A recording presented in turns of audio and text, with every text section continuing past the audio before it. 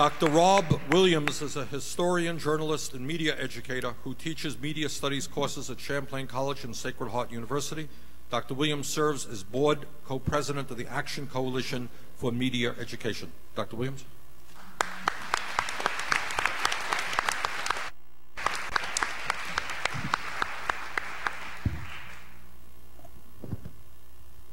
Good evening, everybody. Happy Mardi Gras. I will be brief. We live in the most powerful media culture in world history. If you go back 8,000 years, you can't find on the face of the planet a more powerful media culture than exists right now at this present moment in the United States. And in many ways, that's pretty exciting news, I think. But it's also, as we've just heard, fairly troublesome. I'm a solutions-oriented fellow, and I'd just like to sketch out in 4 minutes a three-part solution to this dilemma that may be of use. The first piece of the solution, I think, to this problem of media ownership is what we call in the business media literacy or media education. I think that we ought to, all of us as citizens in our communities, advocate for something called media education, cradle-to-grave media education, actually. I think we need to start teaching our children from the time that they're beginning to form their first thoughts about the world and interacting with the world, how to develop what we call a positive or healthy media diet. Watching, cable news 24/7 is probably not a good way to go about that. But to boil it down to 4 words, I think when we talk about media education, we're talking about teaching people how to better access, analyze, evaluate, looking at the pros and cons both, and produce their own media. If we wanted to define media education in 3 words, it would be about teaching citizens knowledge about how their media culture works. The fact that 90% of our media content is owned by 6 large transnational corporations is a little piece of wisdom we should all chew on and encourage others to do the same. Second of all, teaching skills. How to operate a video camera, for example, ought to be a basic graduation requirement for our students now, in addition to making sure they know how to read and write and compute. The third word would be activism, or if the word activism makes you uncomfortable, civic engagement. Okay, I think we can teach our students and ourselves how to use media to engage in civic and public spaces. In Vermont, there is no greater state than Vermont, I think, in terms of our public sphere. Media education in 2 words, we need to appreciate the trade-offs in our media culture, what economists call opportunity costs. Whenever we consume media, good things happen and bad things happen. And we have to understand the trade-offs involved in any media experience that we have.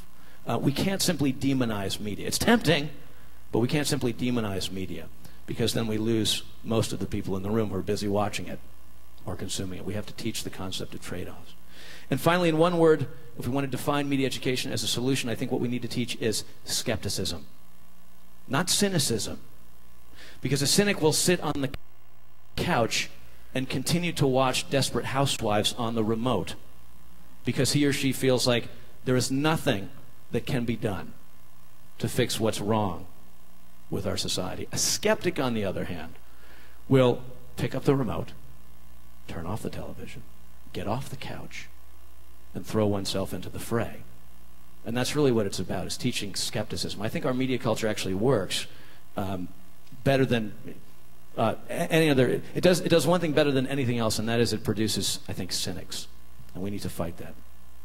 The second piece of the solution is independent media production, and all of you in the room probably know something about that. We need to teach ourselves how to use these amazing and remarkable new media technologies, wikis and blogs and vlogs and podcasting, and some of the really sort of remarkable technology that's available to us now. Digital video production, for example. And finally, I think a third piece of the solution, in addition to media education and independent media production, is media reform, which is what we're talking about tonight. As consumers, it is our obligation and our responsibility, I think, to support independent media with our dollars and with our time and with our life energy. I think we have an obligation to do that. And again, in Vermont, there are many, many ways to do that. to support independent media. There's 26 plus community cable TV stations, a whole host of radio stations, a number of independent journals around the state and in our communities, and we need to support those as Vermonters. I also think as citizens we must demand a more participatory and small d democratic media culture. On June 2nd of 2003, before our current commissioner was on the FCC issued a report and order, I believe you call them, right? In which they were proposing that we turn over in any given media market, which is a community to the rest of us, right?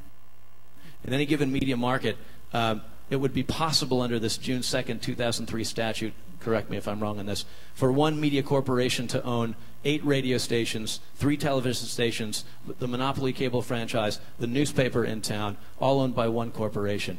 And over the course of that summer of 2003, I think it was close to 3 million Americans across the political spectrum, conservatives, liberals, anarchists, secessionists, they all got off the couch. They all got off their couch and they wrote their congresspeople and they wrote their FCC commissioners and they faxed them and they emailed them and they said, you know what? We think that that's just a little Orwellian. And we would actually respectfully request the FCC rethink this particular decision. And in the fall, with some help from Congress, who sort of woke up and said, oh, look at what these Americans seem to be concerned about, we actually managed to sort of push that conversation back a bit, which was a huge victory, actually, as anyone who worked on that particular campaign around the country would tell you. So I'm here to say tonight that there are solutions, and I think a lot of people in this room are working on them, and I hope that we can continue to do that together. Thank you.